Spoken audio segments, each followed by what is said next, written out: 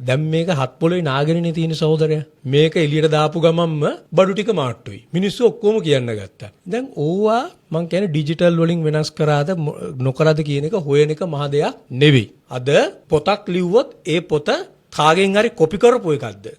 එහෙමම කොපි කරපු එකක්ද කියලා මිනිත්තු ගාණෙන් හොයන්න පුළුවන්. ඒක AIද නැද්ද කියලා ටක් ගාලා හොයන්න. ඒක බොරුනේ. ප්‍රධාන නාලිකාවල ගියානේ මේක. පෙන්නුවානේ මේක. මේ තාම හිතනවා දැන් මේ පොත මේක ඇහුනේ පොත දාලා තවත් කෙලව ගත්තා. අපි කියන්නේ පොතක් ලියලා මුළු රාජපක්ෂ පවුලම අමාරුවේ දැම්මා. අය අර ඔක්කොම දැන් ඔය මේ කිව්වා වගේ ඔක්කොම ටික මිනිස්සු කියන්න ගත්තා මුංගේ තියෙන සම්බන්ධය ආයන්න ඉඳලා ආයන්නට වෙනකන්. නාගත්තනේ. නාගත්තර පස්සේ තමයි ඔය ආයි කියන්නේ. මේවට මිනිස්සු රවටෙන්නේ නැහැ. මාමලකාරයෝ ටික තමයි ආවේ. මං කිව්වේ වින්දිතයන්ටවත් නැති අමාරුවන්නේ මුන්ට තියෙන්නේ. මහමොලකාරය අරු මූ කියන්නේ මුන්ට තරම්. කවුරුත් කියන්නේ මහමොලකාරය හොයන්න. ඒක හොයන එක අධිකරණයට බාර දෙන්න. විමර්ශනේ මුන්නේ කියන්නේ මහමොලකාරය. අර හොරාගයන් මගෙන් පේන අහනවා වගේ. සරත් වීරසේකර ඇවිල්ලා කියන මවුලිනේ කවුද?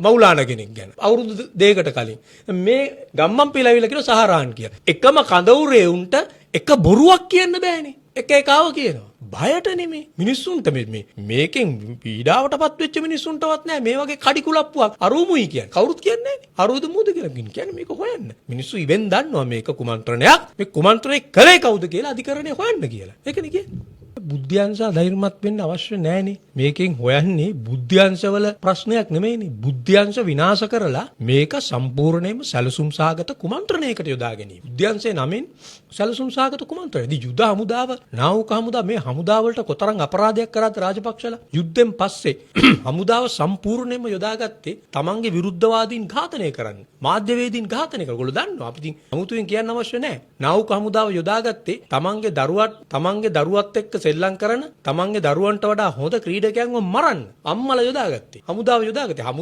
හමුදාවට කරන්න පුළුවන් අගෞරවය. හමුදාවට කරන්න පුළුවන් අගෞරවය කලේ මේ රාජපක්ෂ හැතිකරේ. ඒක මේ රටේ මිනිස්සු දන්නවා. ඒ කිසිසේත්ම බුද්ධ්‍යංශ හෝ හමුදාව දුර්වල කිරීමක් නෙවෙයි. දැක්ක නේද? නියම කතාවක් දෙන්න ඕන උත්තර 198ක් ඒ කතාවේ තියෙනවා. දෙකයි අඩු. ඒ දෙකට උත්තර හොයන එක ඔයාගේ යුතුකමක්. ඔයාට මේකට මොකක්ද හිතෙන්නේ කියන එක කමෙන්ට් එකක් විදිහට පහලින් දාගෙන යන්න.